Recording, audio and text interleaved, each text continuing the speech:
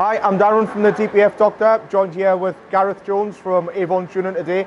We're going to be testing JLM's new diesel intake extreme clean. We have here VW Golf 2010 model with what mileage? Oh, I don't know. Let's have a look. Let's have a quick check.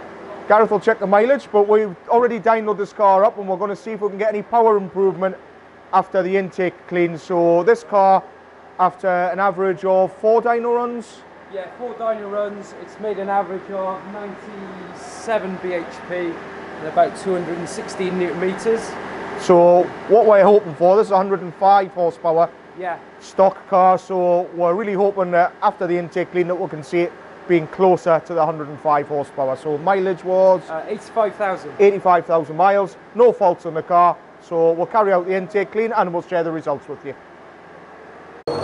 Okay, we've now finished on the stage 2 of the JLM diesel extreme intake clean, so we're going to switch this off, refit the intercooler pipe, and then we'll run the car up in the dyno and we'll see if it's making any more than 97 brake horsepower. So we'll be back shortly with some results.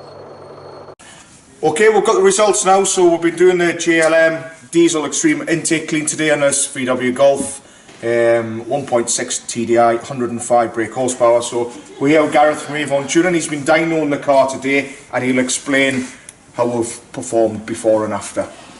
So this is before the clean, averaging about 97 horsepower, with torque about between 161 and 167, with a range. It's